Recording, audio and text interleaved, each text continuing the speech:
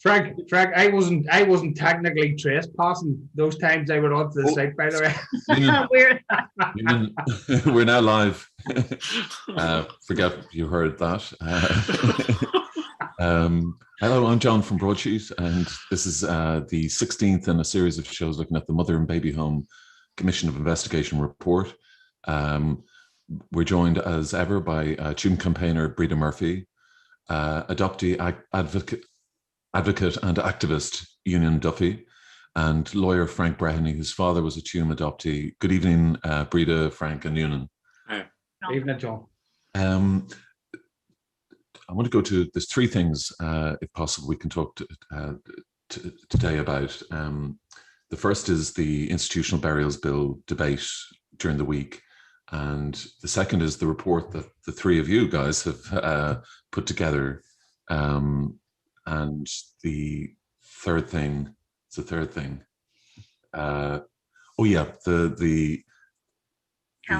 direction or the angle the Irish Times have taken regarding the aftermath or the compensation needed for the Mother and Baby Homes report. Breda, can I just talk to you first, or just on that? Because, hang on, sorry. Yeah, the front page article of the Irish Times today led with that it would cost $1 billion approximately, and these are the amount that is picked up by the department officials. And I think it's, as I said earlier, I spoke to News Talk, I think it's disingenuous to run with something like that, because redress is about far more than a financial redress. Yeah. It's about full accountability. And any survivor, any family member will really tell you that, you know, when you're looking for a lost relative, as was said on Wednesday in Dáil Éireann, you cannot put a price on justice. And unfortunately, that has been the theme right along since the process began, even the Commission's report. You know, it's always focusing on money. Yeah. So there it is. Mother and Baby Redress Scheme may need $1 billion. And that's designed to put the taxpayer on almost against the migrants. Now, all of us pay taxes, and I have no problem with costings with regard to justice.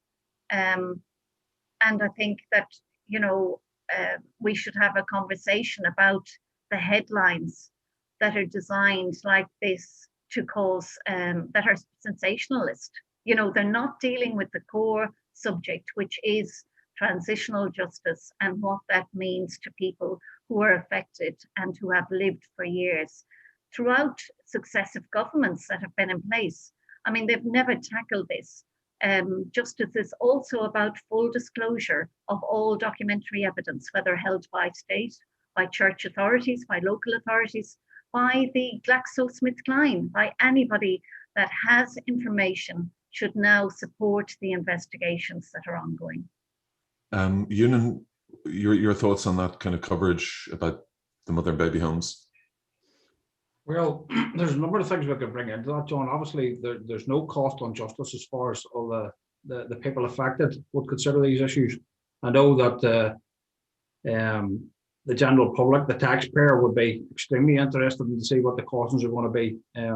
But I suppose if we were to talk about how the government would misuse public funds, this show and another subsequent dozen shows wouldn't cover how politicians misuse and the government misuses public funds. So I suppose, you know, we've had these sort of issues in the north in terms of the Northern Ireland Executive, for example, when you look at the costs that were associated with the absolutely shocking, farcical RHA renewal heat and incentive scheme that there was there. And that's cost around 500 million. They're thinking of writing that off now, and that's going to cost 60 million. And of course, the subsequent inquiry into that cost around 15 million as well, which was a complete whitewash and a waste of time. So in terms of cost of justice, Professor Phil Scraton covered this during the week, you know what I mean, when he spoke to the Oireachtas Committee, and he outlined the same position that we would have, that basically you cannot put a cost on justice, you know, and as Breda rightly says, that would concentrate the minds of too many people and basically distract people from the forms of justice and redress that we're talking about here, along transitional justice models. And even them in themselves, you know what I mean, would need to bring other forms of justice in, because transitional justice can sometimes, or has been for long been, associated with post-conflict situations. We can certainly bring it into, you know, the institutional issues here, but focus also on the reason why there were so many structures in place, why the institutional abuses were allowed and facilitated to happen, socioeconomic conditions and political exclusion. All of these issues would need to be brought into the transitional model as well. So in terms of the cost of redress, it should be whatever it costs, you know, and whatever that takes. And that's where we need to be on this. You know what I mean? Certainly, we cannot quantify the abuse, psychological, emotional, or physical, that all of the people have suffered. That is unquantifiable. And redress schemes, despite any of their efforts, will never ever be able to compensate people in financial terms for the abuses and the crimes, because we cannot leave crimes out of the issues here as well. So how you put a cost on them is another matter. Frank, do you think it's quite revealing, though? It does show what the big concern is, apart from the kind of covering up the crimes or whatever, but it is a financial issue. Yeah, it is a distraction. I think that's the simplest way of explaining it.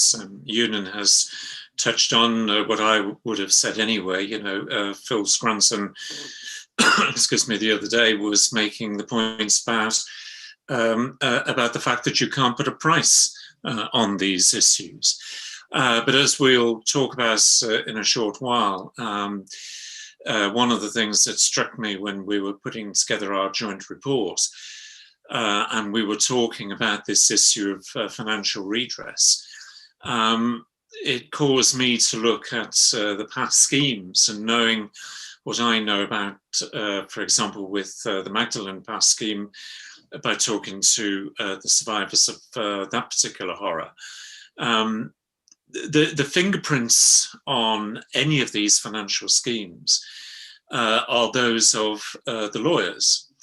And I can recognize actually the methodology that's actually provided here. Effectively what they're doing is, not that apparently you have them in the Republic, he says, but it has the methodology of a group action. And you basically scheme the group into a particular group or set of figures that are designed to provide perhaps a minimal amount of compensation. And one of the problems, I think, I was looking at it from the point of view, well, how does the state actually, how does the Irish state actually look at the whole issue of compensation? And when you look at the State Claims Agency, one of their first bullet points explaining about their raison d'etre, the reason why they are what they are and what they're doing, is to actually keep the costs as low as possible for the state. Now, there is an argument for that, but when you're considering not just this particular case, but say, for example, a group of people who've been toxically exposed in a factory in Ireland, you know, is it really right that that a state agency should be working to minimise their compensation and the costs associated with it? So if you have that kind of issue sort of situated at the core of the state response to wrongs, then you're already starting off from a very poor base level to begin with, because you shouldn't be looking at the issues of how low can you go. So when, for example, recently when I was kindly invited to join in with the Oak Consulting sort of feedback session, I took the view that really the state was clearly or looking at providing a set of compensation to the victims, survivors of mother and baby institutions. But it is, shall we say, similar, I would suggest similar to what you will see in the previous cases, whereas I suggested that there are actually two considerations. Is one, to create a universal system of compensation without division, making it very clear, no matter how long you were in one of these institutions, you will get the same amount of money, and it's going to be a considerable amount of money. And I know, say, for example, in my own grandmother's case, you know, compensating for her period, if she were alive and she got compensation, she'd receive €100,000 maximum, £50,000 up front and £50,000 in a pension. Well, I've calculated so far her loss of earnings, and with all the discounts for the first 11 years, and scaled it up to 2021, and it comes to about €86,000. So, you know, if you want to talk, if the Irish Times wants to talk to me about compensation, I'll give them a good talk about compensation. But putting on the front page, you know, it's going to cost up to €1 billion is, you know, is misleading. And I think Breda has made the point, it's actually diversionary from the issues, diversionary from the suffering. And in fact, you know, no one is going to take this seriously until some serious figures are discussed. And I have to say, John, I saw somebody sent me a piece earlier where O'Gorman has apparently sent out letters to the various churches. And I just love the dialogue in the letters that are reported, where the churches have been invited, for goodness sake, to consider contributing to the whole issue of compensation. So, you know, whether it's the Irish Times or whether it's O'Gorman's letter, the base where you start this conversation is all wrong. Yeah. And as I say, I personally can see the fingers of the lawyers all over it because that's what they're used to. And if you're going to design a true system of transitional justice, you have to put to one side all of those past mistakes that have been made in how you construct schemes and start afresh. And the only way you can do that is by talking to the survivors. Yeah, sorry, Breda, you wanted to get in there? No, I'm happy with that. I think communication is one of the key points. And I'd said that many of the communication to us over the last 4 or 5 years has been through media, you know, has been through Patsy McGarry, for instance, in the Irish Times, who is a religious affairs correspondent. Yes, and praised the Magdalene report, for instance.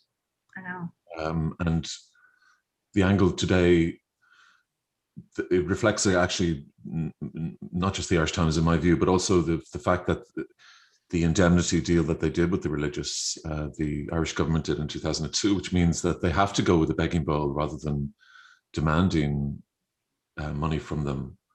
I know. I mean, I think personally, I think that indemnity deal should be scrapped. It should be looked at again. And you know, well, it was done at the 11th, like in, you know. Yeah, I know it was done at the 11th hour. And again, the fingerprints of the various legal parties were no doubt present, but it ain't fit for purpose. It's as simple as that. And if, you know, the Irish government is serious about not wanting to create a system of commissions without end, and they want to truly get this right on this occasion, then I'm afraid they and the churches are going to have to go back to the beginning and, you know, put aside their foolish ways and, you know, start to talk to people properly and understand, you know, what the whole issue about what transitional justice is about. It's not about, in my view, it's not about restorative justice. It's about transitional justice, and that's quite a complex issue.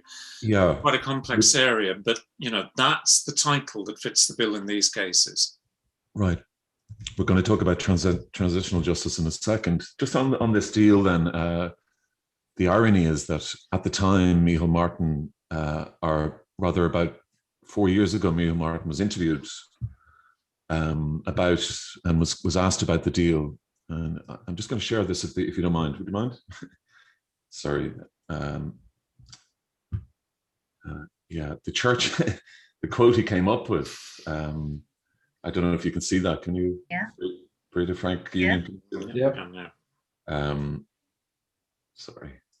I wasn't aware, guys, that indemnity deal would have applied to the redress of every future institutional redress scheme. Good point.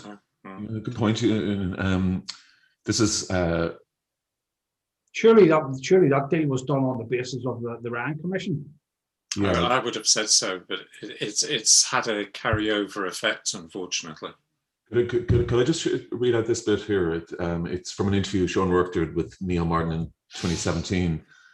And Sean O'Rourke asked, should the government now, given what was revealed in Tuam, revisit the deal that was done in 2002 between the church and the then Fianna Fáil government? And he says to Micheál Martin, you were part of it. There was the Minister for Justice, Michael Woods, Opus Dei,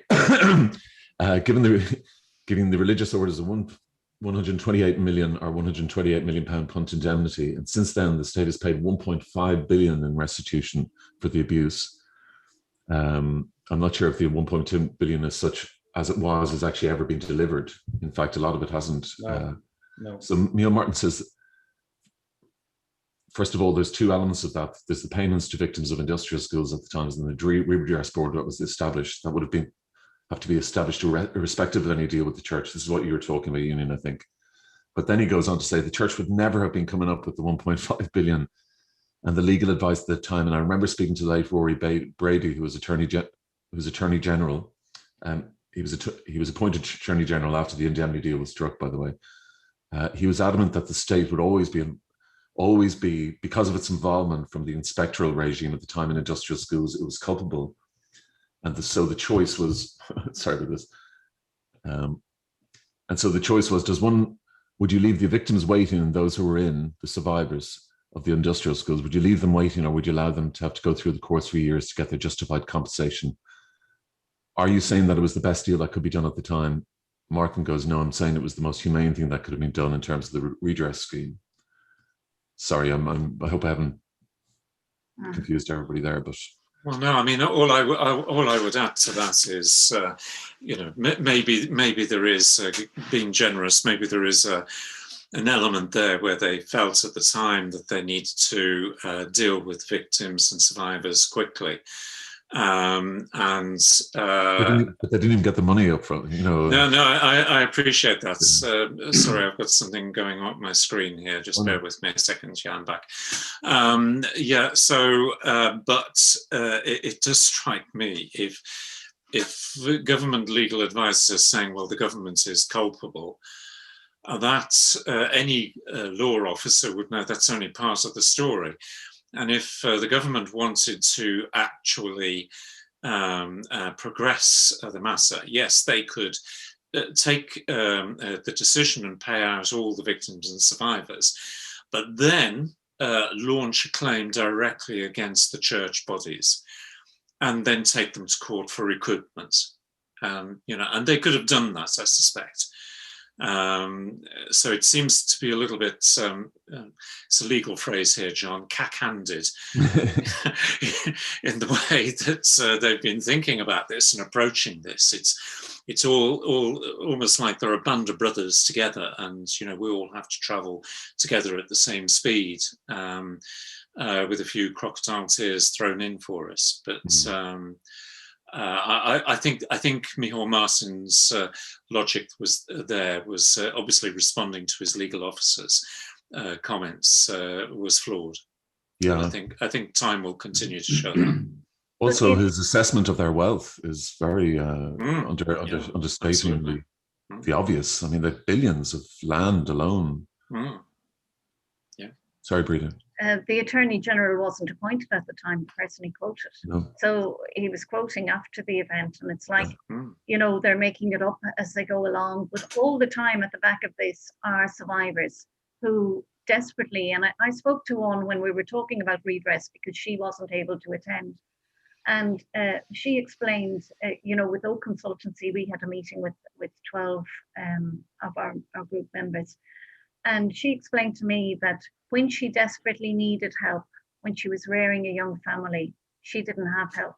And she could have done with it then. You know, what they do now is, and you've seen it in other awards that they make. There was one made to a child after 16 years and the family attempting to cope, made today or on the newspapers yesterday or today, of millions to a child age 16 that is profoundly injured during childbirth. And, you know, what good is that money? You know, there are times when I think they've delayed so much time for that particular family, for our families, for people who are, you know, And they waiting. never admit liability. Yeah. And all the time it's dragged out. And the latest crack of, you know, introducing an agency and appointing somebody else to do a report. There's no guarantee that regardless of how good the report will be from Oak Consultancy, and granted we've all, you know, given our best to that the government will take it on board. They can scrap the entire report and say, well, no, this is not what we want, because behind them are the civil servants and the bureaucrats who've already decided what justice looks like, you know, and that's what they will put forward all the time. We're going to talk about transitional justice, but in terms of the report that you guys have put together. But first, the institutional burials bill. It was a fascinating debate. The bits that I got and the text that we used was very emotional, very very hard hitting. Breda, you were watching that. What were your thoughts? Okay. Yeah, absolutely. I was glued to it, John, because at the outset, we had sent in our submissions and we were contacted in order to, you know, invite us to appear. And I said, for those who were most affected, that we had to give them the opportunity to tell their story, because they don't always get heard. You know, many times survivors are able to speak and invited to speak, and families have oftentimes been in the background. And we have families within our group who weren't in a position to speak on the mother and baby home issues and the burials and the recovery of the lost remains of children. So we give that opportunity first. And to me, it was a fascinating discussion from the outset. And I learned quite a lot from the DNA, from Professor Carlson. What he did was absolutely amazing, because he did what should be done in all of these situations. He didn't recover the body of Thomas Kent first. Well, you know, they were looking for the body of Thomas Kent, but he looked to the relatives who were then in aged 86 and 81, who were the nieces of Thomas Kent. And that's the reality. You're not going to have, you know, the mothers of these children. You may not even have the siblings of these children, but you will have cousins and you will have nephews and nieces. No. And so to gather the DNA, and he took the DNA initially, and he's never worked on this, from what I understand. I looked up afterwards. He's worked in ecological and marine environmental type of stuff. So that was his forte. But he was able to do this absolutely amazing work that hadn't been done before. I mean, we are leading the way in Ireland with this type of research. So it shows that, you know, today, and they've said it, what will come out in the next 6 months will be even greater technology. So all the time we're hoping for, you know, the benefit of those new technologies in identifying and recovering and returning to the families the remains of the lost children. But when they put a date on it, such as saying that, you know, we will only go back 70 years, it meant that Tuam survivors, Tuam families would not be able to recover children after, you know, back before 1950.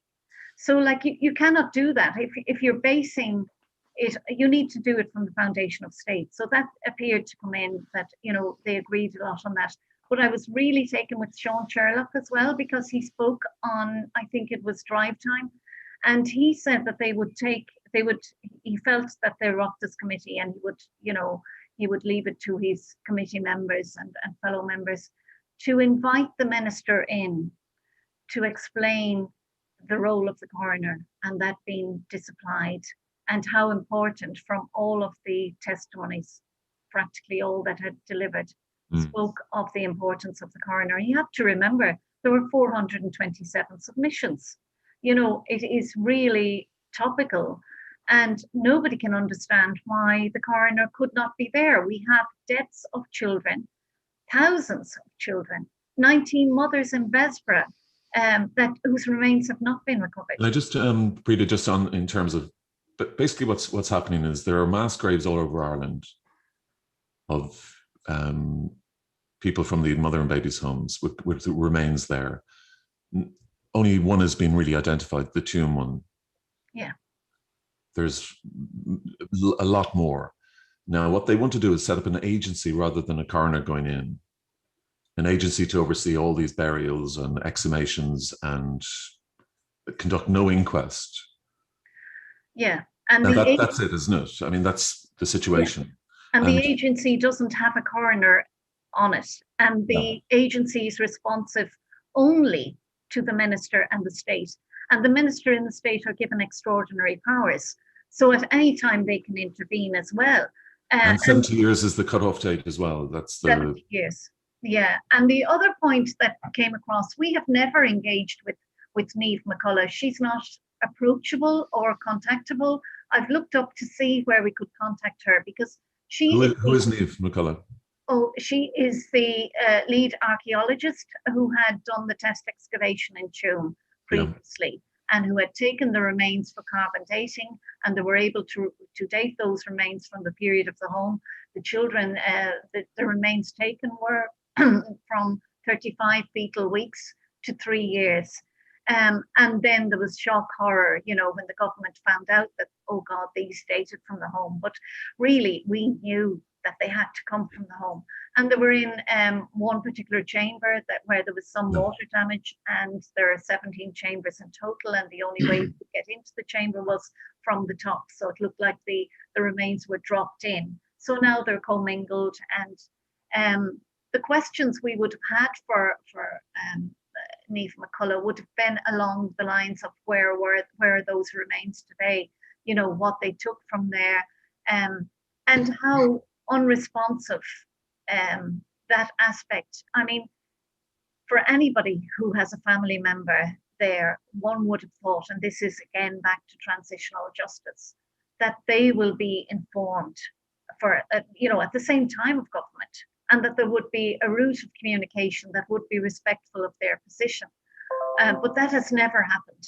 And that's one of the major failings, I think, of the test excavation and of what is presumed to be an agency, together with the fact that when it goes belly up, as I've often said, whether it's O Consulting, whether it's the Commission's report, and there are judicial reviews held, the agency is not cited. Like the 6 cases for judicial review being taken currently by Philomena Lee, Mary Steed, and a few others, are naming the minister and the state on those, because the commission is dissolved.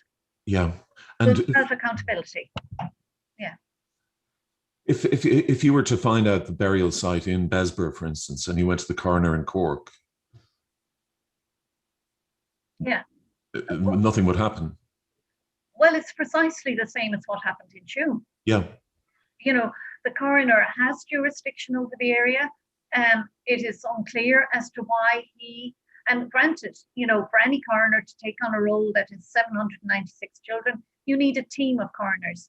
But all of this expertise, they have said at last Wednesday's meeting, that was one of the other good things to come out, was that the expertise is actually within Ireland, quite a lot of it, particularly in relation to archaeology.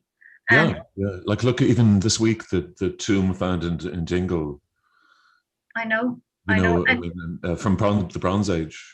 And there's greater focus on that than there is for 796 missing children for, you know, that we know about from 2017 that are in the ground, you know, that they are, they date from the era of the home, or, you know, the sisters in Shamrock Abbey lost some 900 children. You know, it's like crazy stuff. And those the chambers of Tuam are just, it's just bones, isn't it? It's like just. Well, you see, the flesh has come away, and they were wrapped in like muslin, yeah, and just placed there probably from the top, and then commingled as they fell below over time, and but they would still yield. This is the point always, and I think it was made again by Professor Carlson, that the petrous bone, which is in the skull, is the one that will reveal DNA without damage to it. You know, you can do the scraping from within, and most likely it will. And he was asked, in the event that the skull is not there for some reason, he said, well, perhaps it's teeth, or there are ways of identifying. But I did say on the radio that as an archaeologist, and I did train in NUIG as an archaeologist, you don't go into a site where you know there are human remains to come to a family to say, you don't go in with a negative, you go in with a positive. And there are many positives in forensic archaeology and in the recovery at this stage. Not maybe 10 years ago, it would have been far more difficult. But with the advancements in archaeology, there is every possibility. And it's not just about the recovery of the remains, it is what is enclosed with the remains that will date them from the period. And the fact that, you know, coffins may have fallen away, but even they will impact on the soil. Yeah, and they were obviously worried about people discovering the cause of death in these cases. Is that right? Would you agree, Frank Noonan? Absolutely. Yeah, I would. Yeah. It's really unbelievable. Yeah, I mean, what struck me about, excuse me, about the Oireachtas hearing was the extensive discussion about Article 2 inquests. And I mean, Scraton made it very clear that the 70-year rule is nonsense, shouldn't even be a factor in this particular scenario. But the idea that somehow or other that none of the babies in any of the cemeteries throughout Ireland deserve action by the state to, you know, sort of determine how they died, which is really the principal role of any coroner, and to factor into that potentially who is responsible for their death. I mean, a coroner's role is not a course of blame, but it is a course of inquisition. And it does strike me that, well, it's clearly a deliberate ploy not to involve the coroners on this, but I'll say what I said last October and earlier this year, that the decisions the government make is simply going to open up a catalogue of court cases. Why on earth the Irish government cannot understand its duties and obligations? I mean, I'll give you a good example. If there was a situation here in the UK involving an action on behalf of a child, and there was no surviving relative for that child, or if it was a living child as well, the Crown, Regina as we say, would step in and take the place of those who would be responsible for the child. They would argue the case, partly because that's obviously the right thing to do for any state, but partly because of their obligations in human rights. The idea that the state must publicly determine the reasons why that child has died. And it seems to me to be an oddity, particularly as I've sent a plethora of legal cases to Breeder and Noonan over the last couple of days, where it is abundantly clear that there exists a right to investigation under Article 2, where a death particularly occurs. And, over here, for example, there are big debates in cases where deaths occur, particularly where public interest matters are evident. And sometimes coroners over here get it wrong and they get challenged. They get challenged under Article 2. But here we appear to be drifting into what can only be described as a stunning silence. The idea that an agency with what appears to be limited public accountability should be responsible for all of this without giving any answers to the victims. And let's not forget, many of the children in these graves will probably have extended families, a bit like my own family, who know that there's a secret and they're trying to get to that secret. Yeah. And those families, the second generationers, third generationers, deserve as many answers as do the mothers and the immediate families. Yeah. But for some odd reason, the Irish government is taking a very strange approach to this, what should be a very clear set of circumstances, a very clear set of solutions. No. But I suspect, and it's what Scraton touched on the other day, and it's about the money. And, as he said the other day, we shouldn't even be talking about money. And, not in this instance, no. Not in this instance. And whilst they're doing that, that's why, in some respects, why you're seeing the limitations in the draft law, because it's a way to bring about a cost saving. Simple. If Article 2 is, it's so explicit, it's so inviable. How can they go ahead with these bills? How can they try this on? Well, states throughout Europe, and that is why the European Court of Human Rights is so busy, states do a lot of things to circumvent rights. I sent the guys the other day, for example, I think we were talking about police investigations, criminal investigations, and there are rights that exist from cases where there is a right to an investigation. How did that person die in custody? Simple as that. So many of the cases, come from throughout Europe. The UK is certainly one area. Ireland is definitely another area. Turkey is another area. It's because the signatories, the very states that have ratified this convention, take steps to try and circumvent it. And unfortunately, these cases end up in or before the European Court of Human Rights. And that is how we know about these discrepancies in the way the state has applied the law to its citizens or delivered its rights to its citizens.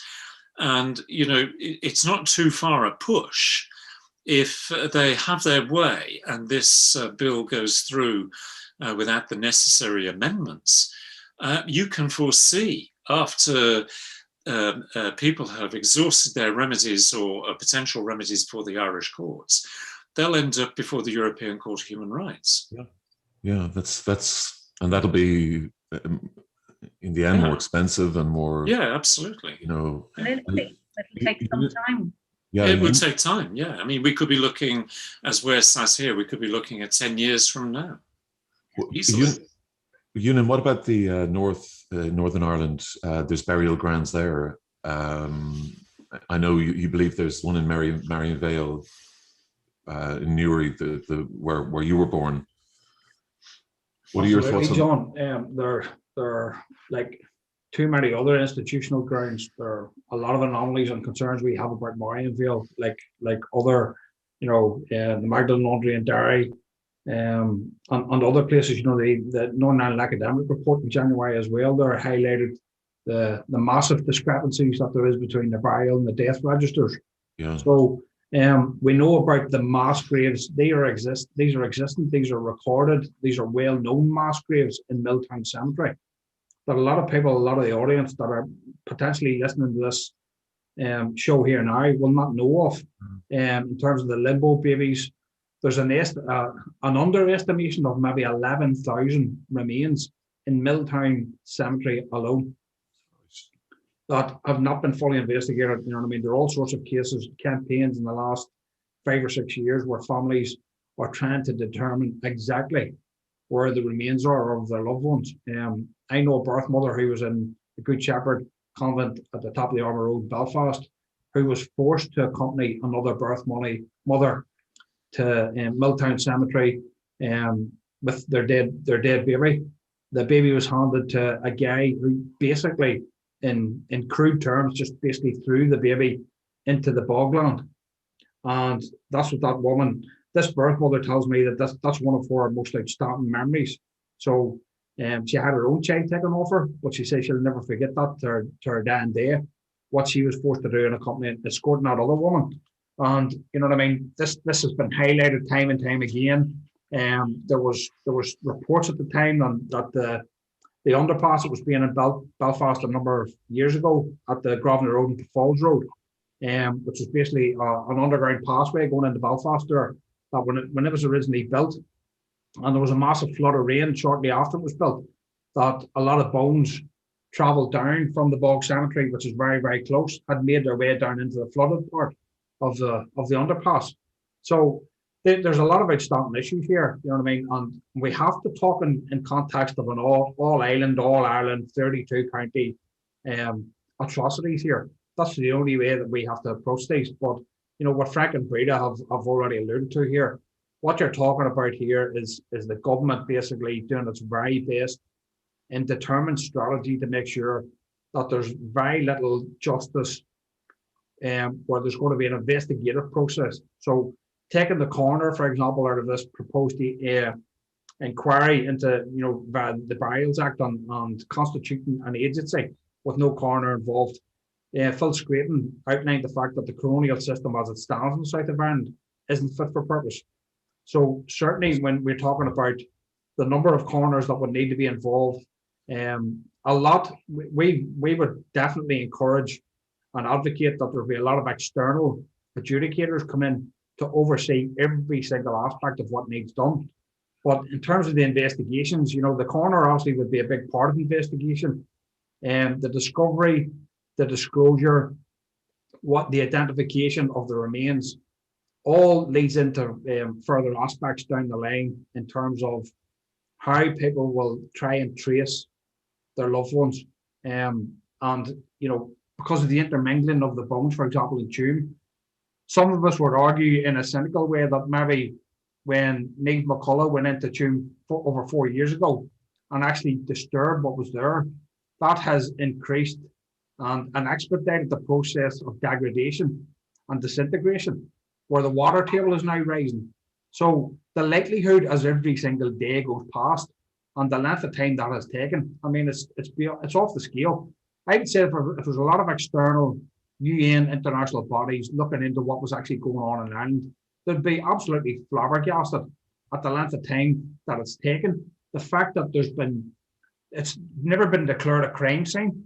No. And Bessborough, Sean Ross Abbey, the Mount Jerome Cemetery that's associated with the Bethany Home in Dublin, High Park, all of these grounds, this is what we're saying. They want them developed. I mean, and they haven't. Yeah, and they want them developed, and they're basically, it's not just a point of erasing history, which is bad enough. It's the very fact that they want to make sure that there's absolutely no justice, there's no international perspective and retribution, and sanctions imposed on Ireland for the way, you know, and we've had succession of reports done by all sorts of international bodies that have came here and says what's happened here is just nothing short of the worst way you could possibly carry out investigations. Unbelievable. Frank, if for instance,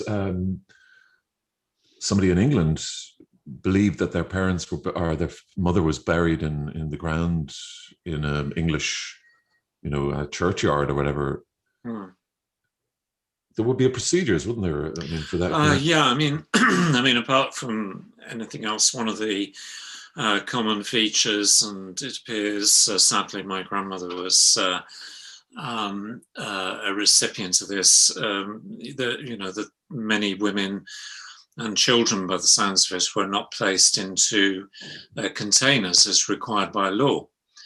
And if that were a situation here in the UK, I mean, I'm not aware of such cases, but I would imagine that if there was a situation where it was discovered that, women or children or indeed men had been wholesale buried in such fashion, there would be very much an extensive inquiry. It's not so long ago, for example, it was found, taken up Eunan's point there, where the English and Welsh coronial system was not fit for purpose, and they overhauled it. And I believe it's going to undergo, yes, another overhaul. But even prior to its overhaul, I could not envisage a coroner having a death like that, or the conditions of somebody being buried like that, not opening up an inquest, not carrying out an inquiry, involving the police to help him or her to get to the bottom of what has happened and why those people have been found in the ground in the way that they have. And it would be a full, open public inquest, no matter how many people it would be. And so you can see culturally, from my perspective, particularly as as I'm an Irish citizen and brought up a Catholic and everything else that goes with that kind of cultural background, to now, after all these years here, and to be personally affected by this, and to hear about the horrors that lie in the ground at Tuam and elsewhere, without, it seems, a legal common decency to be deployed in such awful circumstances is actually offensive. Yeah, on top of the death rate alone, in those days. Yeah, exactly. If I don't know how many times I have to keep saying this, but if the Irish government and the Irish state is serious about wanting to draw a line under a lot of these issues, they have a very funny way of going about trying to achieve that. It is, unfortunately, I think it's mired in, as I say, with some of the things that I've said earlier about the methodology of how you deal with claims, in inverted commas. Yeah. A claim doesn't have to be something, where you're going for compensation. A claim could be something that my rights have been breached, whatever it is. Yeah.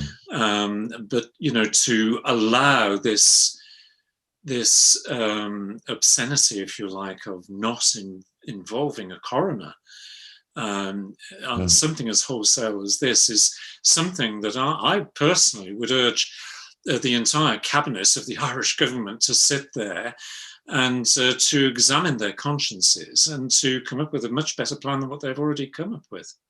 Speaking of plans, can I go to the your report this week? Yeah, sure. Yeah, Frank and Union. Can you explain what transitional justice is, Frank? Yeah, sure. I mean, I'm going to begin by saying, offering a very big thanks to Breda and Ewan. I find in life that I'm learning something every single day, which is a great joy. And to be in the company of these two characters is a further joy. This came about because Breda was very keen that some key elements should be brought to the attention of the Irish government and indeed the world at large about primarily about the practical elements, if you like, of what should be seen in a transitional justice system. There's a tremendous amount of dialogue at the moment about restorative justice, restorative justice, and also a redress, which is part of that restoration. But as Union would say, restorative justice is not about bringing you back to a place where you were originally in. And so therefore the term restorative is completely misaligned with some of the issues here. Transitional justice is about trying to correct, if you like, something that has happened in the past, an object, if you like, or a situation that existed in some time before.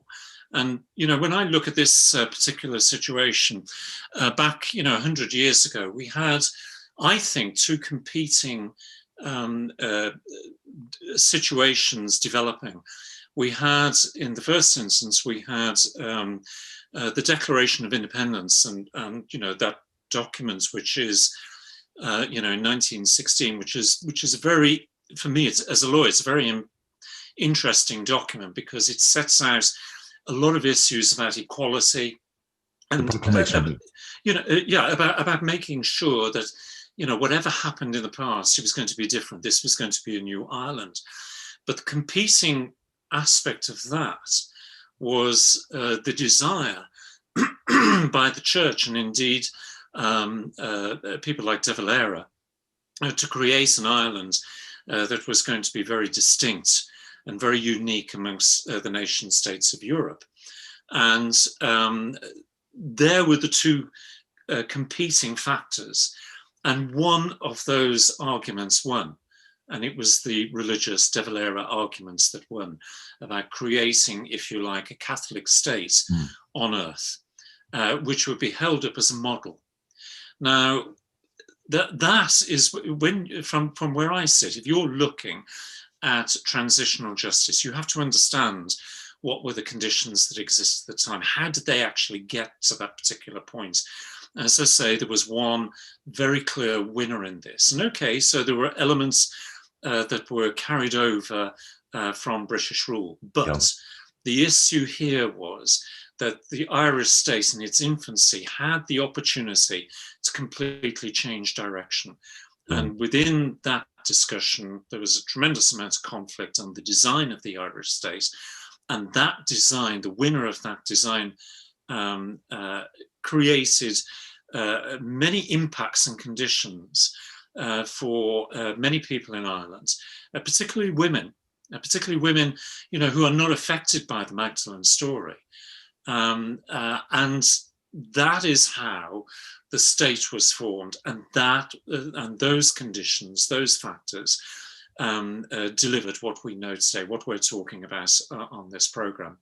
And so the object of any transitional justice system is to say, right, those were the conditions that the victims and survivors unfortunately had to live through.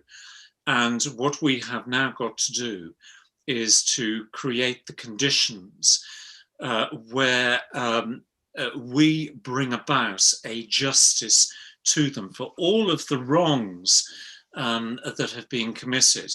But also, I think it's about sending a greater message to the wider society, that we were wrong, that what we did was wrong, and the way that we constructed ourselves was wrong. And there are those who would say, well, that's been reflected in some of the apologies that have been uttered in the Dáil and places like that, like Enda Kenny and people like that. But it isn't quite there, because what is needed is a structural reform. It's like some of the things we've been talking about, about the Article 2s, about if you truly believe in human rights, you don't play a game to disallow or to circumvent an Article 2 right. That is not restorative justice. That's not even transitional justice. Well, while you've bones in the ground. Exactly, yes. So putting together this report, This is the Sally report. The Sally report, yeah, it's the separation, appropriation and loss initiative. We set ourselves up as this particular group. Don't Right. even ask me to say the Gaelic, but Union is going to say it in Gaelic. yeah. What is the union? It's the Anscarach Tolu Agus Coleg Tiunsknov. Tonskner, yeah. Is that good? Scorry, yeah. Scoru, yeah, okay. Sorry, that's the Irish. Do you want to say it properly? No, if you're asking me, it might take me a few practices. You made a good job, John. You just... So it's Savvy. So yeah, so we've set up. It's Sally. We're three independent people, and we're coming at this from a different perspective, and we're saying, in practical terms, in this particular report, in practical terms, you need to consider issues such as, for example, the power of words. Yeah. My goodness me, the power of words is such a remarkable topic. It's an interesting topic because of all the words that I hear. I hear Ewan describe some of the things in a different language to the way that I would describe it. But the way that I hear him explain certain aspects, I've heard other survivors say the same thing. Yeah. And so it's issues like that, but it's about, as you can see on the screen there, enforced disappearances, access to justice. The very same things we've been talking about in this particular broadcast. And, one aspect which is very, very important, I know it's a very keen issue for Union in particular, is the medico, as you see there on the screen, the medico-social and psychological detriment. So it's kind of like the onward sequelae, if you like, of the effect of the women's or indeed the children's incarceration. And there seems to be a lack of understanding, a lack of dialogue, indeed, about these issues. See, we do talk about this in this report, about the methodology of financial redress. And, we've incorporated this universal approach versus the traditional lawyer-led model that I talked about earlier. But effectively, what we've been trying to do is to put together key elements of the practical elements of what transitional justice could look like. Because I'm not saying that some of the issues that we've written about in this report will ever be followed through. But we both, or should I say all three of us, felt very strongly that on many of these issues, there needs to be a clear dialogue, a dialogue, hopefully, that many people will understand, not couched in the language of academia and stuff like that. And so it's been a very cathartic experience, I think, for the three of us. But I'm certainly very proud of what we've put together here. And, looking forward, we feel collectively that what we should start to do is to talk perhaps more organically about what transitional justice is, to actually move the dialogue away from this whole idea of restorative justice, to actually change the language that is being used, because if you change the language, you'll change the perceptions. I'll give you an example. For one example, looking forward to the future, and this is what this report has sort of awoken in me, is this whole idea of the evidence that's been taken from the many women and indeed children. And I haven't completed my thinking on this, but there is a flaw in the methodology of how evidence has been extracted. Now, I know how that evidence should have been extracted. And there's a bit more homework that needs to be done as far as the Irish Republic is concerned, that I need to understand, because I've got somebody else helping me in relation to that. But I do believe if we move on from this particular report, this first Sally report, and start to talk about things like that, to actually talk about the difference between transitional and restorative, for example, you change that language, you change the perceptions, you get away from these, Irish Times type headlines. You create an intelligent conversation. Yeah. And I know there are plenty of people out there over the years who have created dialogue on different issues. But I do think that we, as the three of us have tried to do, is to bring together and pull together a number of practical issues. What does it mean for me practically? Yeah. That's what this document says. Or what could it mean? Yeah. But I think we need to kind of just move on a little bit step further and just kind of shell it, if you like, and say, right, this is really what it's about. Because I think if you make that definition, as we've done partially with this first report, then you will create an authority, if you like, an integrity in the arguments that's been made, and sort of change that dialogue.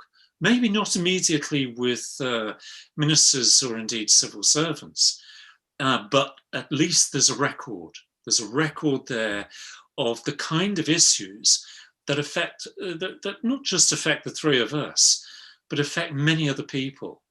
Because this report has been pulled together not just from the bare bones of our experiences, but from the many people that the three of us individually have dealt with over many, many years, or indeed in my case, that I've come into contact with over the last 11 years. So very much it's, as you're showing on the screen, it's not just our story, it's everybody's story. This is fantastic. I mean, really, it's an amazing bit of work you guys have done. Breda, Ewan, did you find it cathartic? Any of it? Yes, every time I talk and go on a journey and do a lot of writing, and first of all, I'd like to echo what Frank said about, about the triumvirate we have here, John, and in compiling this report, there was quite a bit of work, and Frank pulled a lot of it together towards the end there and stuff. But transitional justice, it has to be, we can't just look at transitional justice in the sort of the standard sort of modality that it's operated on. As I say, it's mostly a post-conflict thing, but it should be taken into this sort of arena here that we're talking about in terms of institutional abuse. But everything, as far as we're concerned, should be victim survivor centered. Victim survivor framed as much as humanly possible, as law and society allows. That's been severely remiss, from every previous inquiry and commission, every review that's ever happened before. And the four main pillars, I suppose, of transitional justice are around reparation, remedy, reconciliation, guarantees of non-recurrence, and such as. But we do need to be looking at why these institutions were allowed to operate the way that they did, and for how long they did within society. Social issues around social mobility and social marginalisation, political exclusion, all as I was referring to earlier. All of these things need to be taken into a transitional justice approach. And Frank is very extremely correct when he talks about restorative justice. For us, that's a complete misnomer. It's a very misleading term, because to restore something, there has to be something there in the first place, and this hasn't been the case. So, in far as transition we're talking about, I would talk about change and transformation as well as transition. So we need to be bringing in all of these aspects here going forward, and that's the only way we can frame the dialogue and the mechanisms going forward, John. It's the only way that victims and survivors and all those affected can seek any kind of closure, retribution, and the varying forms of justice that we need at the end of the day, you know. Yeah. Rita, your thoughts on the report? I mean, was it a good experience for you? It's incredible because what we do all the time is exchange information and write back and forth. So it was a good idea to put things down on paper and provide what we see as part of a solution. You know, many people can complain constantly about things being wrong, but we come up with, you know, ideas as to how to deliver from a human rights perspective. We're not constantly complaining. We're not always given avenues to discuss this on mainstream media. You know, that would be another plus for us. Well, you'll get there. Yeah, you will. I mean, you said News Talk were on. I mean, it's getting there. We're getting there, aren't we? I mean, you guys are really. But it's to hold this type of conversation, John. You know, when others ask us to talk, it's about one specific subject, for instance. They don't look at the vaccine trials, enforced separation, disappearances, the separation of mother and child, and the denial of the bonding situation that could have been there, and the impact that has lifelong for the child and for the mother. So there really it's looking at loss, I suppose, the loss of opportunity that there was, and that continued indefinitely and for decades and imposed upon people. I would really like that, you know, all of our politicians to whom we'll send this document will read it, will ask us to discuss a little more, and it's organic in that we will be adding to it as we go along. You know, that's the beauty of this conversation. We're going to share it on the site on Monday. And Frank, this is a photograph by you, is it? Yes, yeah. That was taken down Mount Shannon, just there by Loch Derg. Oh, okay. And it's a dove, is it? Yeah, it's a beautiful piece of sculpture that down in Mount Shannon, around by the harbour there. There's lots of little pieces of artwork, and there's this this photograph was taken in 2010. This was when I was with my son, when we were just beginning to discover my father's background, and you can see what the weather was like behind the sculpture. But it was we took some time out there because we were a little bit punch drunk with all of the information that was flooding to us on that particular visit. But it was just, as I've said to you before, it was a joyful experience, but a very sad experience. And I tried to take photographs all the way along of that journey. That's great, and perhaps we can talk about the Sally report next week as well. Go into a little bit more detail on how, for instance, like if I was a victim or a survivor and I wasn't aware of any of, if I just sort of come across what's happening in the Dáil and whatnot, what could I do? Who would I approach? I mean, where would I go? Union, Frank, Rita. I mean, is there one go-to person? Do they contact? There's no one go-to person, John. There's no one go-to document either, because this is a constant sort of organic and evolving situation. So even our report could be out of date in a month, and you know, certain aspects of it. You know what I mean? So as Frank was saying earlier, right now it would be very valuable. Yeah, well, it's a very, very good foundation, you know, in terms of victim survivors who's affected and what's happened, what needs to be done. You know what I mean? It's a written discourse of what's been happening on the issues so far, and you know what I mean. We would point to the fact that you know that this is a constant changing scenario, and there's a process here, and transitional justice. You know what I mean? It's very important because process and methodology are as important as the outcome, and this goes back to, you know what I mean, the major flaws and issues that we have with the likes of Ryan Commission, you know, and the indemnity deal that was actually done in between sitting governments, for example. You know, these things cannot be allowed to happen. The indemnity deal, the way it's set up, the way the church was allowed to use its assets as part of the redress, and they still haven't paid that back, in any kind of a way. So it's all about the same thing. It's how everything's framed. It's victims and survivors always being consulted, and more importantly, being participant. So we need to be participant in the process. And as the process changes, we need to be involved and have our say as to how that process has changed, how it's influenced, what the parameters are, and where we go to. You know what I mean? We need to be involved constantly, not even just at the start, but as it evolves. Brilliant. I don't think they can ask for 3 better advocates than you guys. So we're trying, John, and brilliant. We're getting new people all the time coming to us. Like you said, where do people go? We've had one man join from the United States, another from England. So, here in Ireland, they get to know. And if they really, you're finding out for the first time, how do you find information in relation to your birth or whatever, TUSLA and everything else. And that's where we are, trying to help them on the ground, as well as doing all the other pieces of work, that are involved. Well, I'll put a PDF for the report in the description below the video today. Breda, Union, Frank, thank you very much for joining us today, and we'll hopefully see you next week.